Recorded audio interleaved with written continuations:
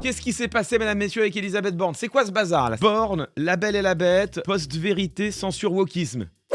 Hein? Tout part de ce papier paru dans Le Monde. Le dessinateur Jules dénonce une censure de La Belle et la Bête par l'Éducation nationale, un conte promis en juin aux élèves de CM2. Je résume l'affaire. L'Éducation nationale commande à Jules l'illustration du conte La Belle et la Bête, en l'occurrence dans sa version écrite par Jeanne-Marie Le Prince de Beaumont. Jules a un contrat d'éditeur, ces illustrations sont revues, vérifiées par un éditeur qui a d'ores et déjà édité les livres de cette collection, la collection Un livre pour l'été. Tout ceci est vu, visé, vérifié par l'Éducation nationale, qui a quand même eu des versions de travail, des versions intermédiaires du projet. Jules, qui par ailleurs est un auteur qui a l'habitude d'écrire pour les enfants. Dans cette version, le père de la Belle débarque d'Algérie et sa fille a donc les cheveux longs et noirs. Peut-être est-ce cela qui a choqué, mais ce qui est intéressant, c'est qu'on a donc un éditeur spécialisé en littérature adaptée aux CM2, aux 10-11 ans. On a un dessinateur qui a lui-même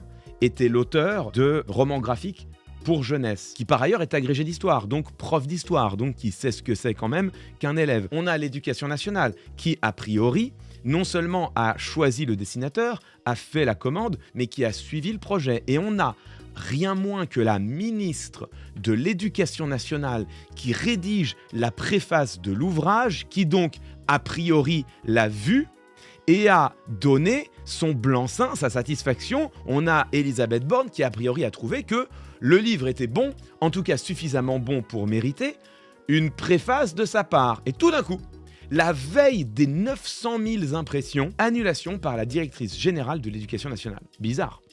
Bizarre autant qu'étrange. Je suis curieux de savoir comment Elisabeth Borne, sur Europe 1, va se défendre de cette affaire qui a l'air quand même comme ça, un peu embarrassante. Un conte qui a été modernisé.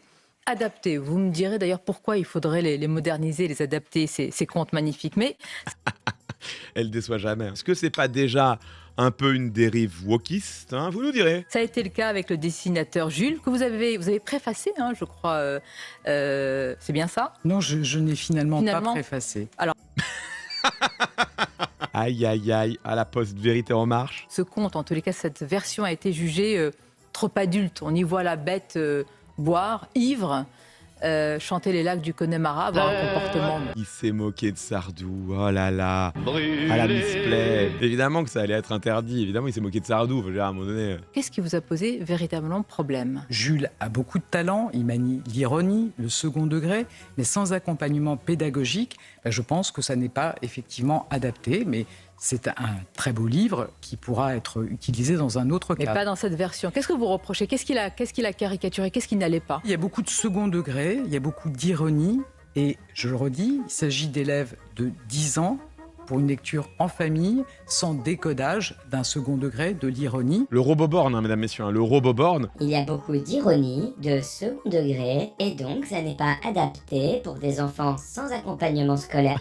C'est bref, c'est que c'est scripté, quoi. Hein. Comme je vous l'ai dit, le Roboborn, c'est pas une intelligence artificielle générative. Hein. Elle peut pas répondre différemment à la même question. Donc évidemment, tu poses la même question, input, output, t'as la même réponse, comme dans les jeux vidéo, c'est scripté. Hein. Est-ce qu'il n'y avait pas un problème religieux également, de perception religieuse, puisqu'apparemment, on y voit, je ne sais pas si c'est la bête qui mangerait du porc. Oh la vache.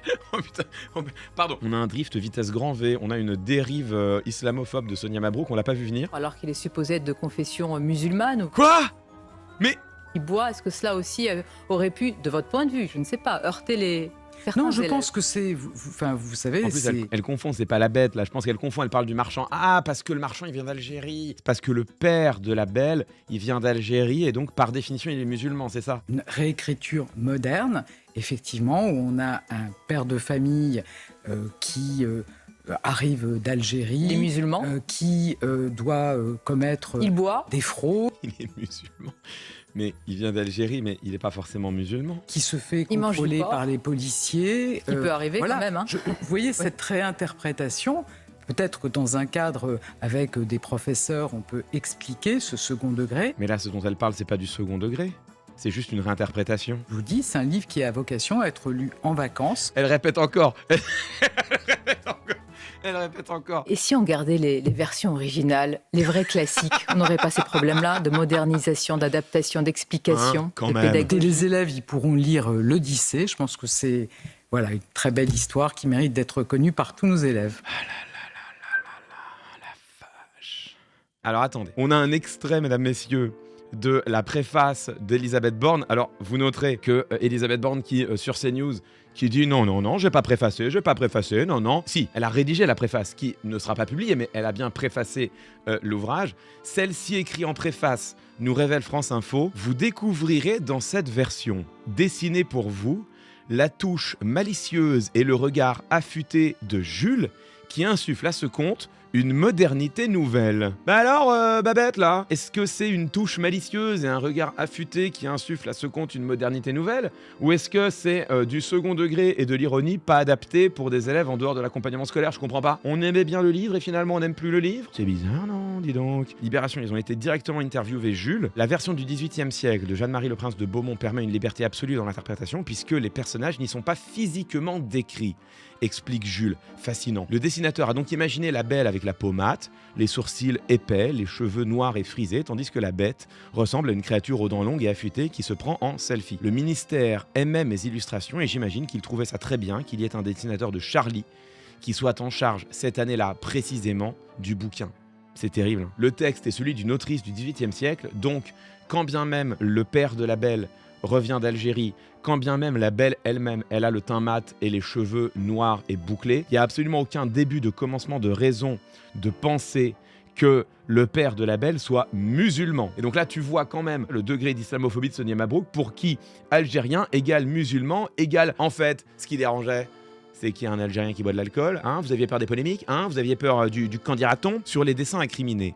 Rien n'indique que le père de famille arrive d'Algérie. Il reçoit en revanche une cargaison de marchandises acheminées sur un bateau baptisé l'Étoile d'Alger. Deux autres illustrations montrent ensuite effectivement un contrôle policier des dites marchandises, des vêtements contrefaits. Le père y semble aussi surpris que les policiers de la découverte, et ce n'est là rien d'autre que la mise en image malicieuse du texte de points. On lui fit un procès pour ses marchandises, et après avoir eu beaucoup de peine, il revint aussi pauvre qu'il était auparavant. Enfin, il y a cette illustration où le père boit du vin en chantant les lacs du Connemara en l'état d'ivresse. Là encore, le texte ne dit pas autre chose. Il but aussi quelques coups de vin et, devenu plus hardi, il sortit de la salle et traversa plusieurs grands appartements magnifiquement meublés, et rien qui ne dépasse ce que le capitaine Haddock et Obélix ingurgitent dans leurs aventures respectives. Non mais la dinguerie, quoi. Le prétexte de « il y a des thématiques qui ne sont pas adaptées pour ses enfants », alors que en réalité, la seule illustration polémique, c'est une illustration dans laquelle le père boit du vin en chantant les lacs du Connemara pour illustrer l'état d'ivresse, parce que, en effet, je dis bien, qui chanterait les lacs du Connemara autrement ou pour une autre raison que celle d'avoir ingurgité une quantité d'alcool évidemment beaucoup trop excessive? Réponse, personne. Donc là, rien de choquant. Et en effet, la remarque de Libération est tout à fait valide. Dans cette illustration qui nous est décrite, il n'y a absolument rien que l'on retrouve à longueur de page dans les BD Astérix et Obélix et dans les albums de Tintin.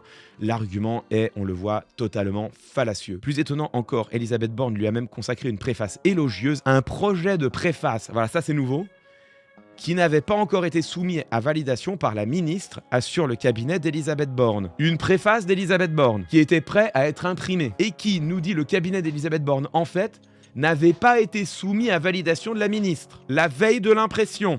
C'est là où en fait cette polémique, elle est quand même dérangeante. C'est qu'à partir du moment où il y avait une validation de la part des services de l'éducation nationale, où il y avait une préface rédigée, signée, validée par Elisabeth Borne, où il y avait même un bon à tirer qui avait été signé, à partir du moment où toutes ces étapes de validation étaient passées, on peut imaginer que l'éducation nationale s'était assurée du caractère pédagogiquement adapté de l'ouvrage. Et donc, si le caractère pédagogiquement adapté de l'ouvrage avait été validé par l'éducation nationale, c'est donc que l'annulation a été décidée pour d'autres raisons. Et cette autre raison, elle ne peut qu'être, c'est la théorie de Jules, et elle me semble en effet de très loin la plus crédible. Cette annulation, elle ne peut avoir été décidée que pour une autre raison. En l'occurrence, l'éducation nationale a eu peur d'une polémique raciste qui se serait ému de voir la Belle représentée sous les traits non plus d'une jeune fille pâle de peau, mais d'une jeune fille brune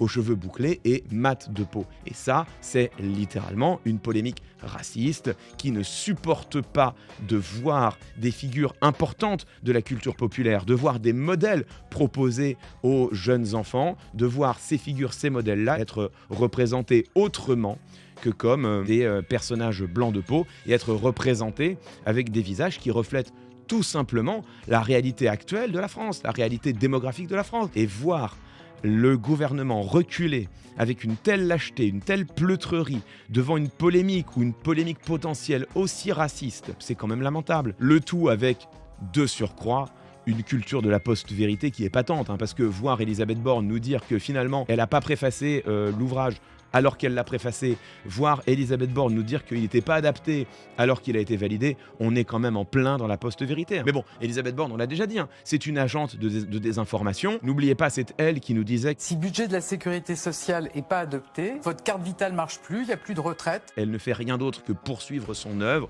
qui est une œuvre de désinformation, de faire circuler des fake news, purement et simplement. Sauf que là, elle le fait en plus en cédant aux sirènes les plus racistes, à l'écho des sirènes racistes. Elle cède à l'imagination de l'écho potentiel des sirènes du racisme. C'est d'une lâcheté lamentable et d'une tristesse consommée. Voilà, qu'est-ce que vous voulez que je vous dise de plus? Elisabeth Borne, mars 2025, on est encore qu'au début de l'année, elle va être longue.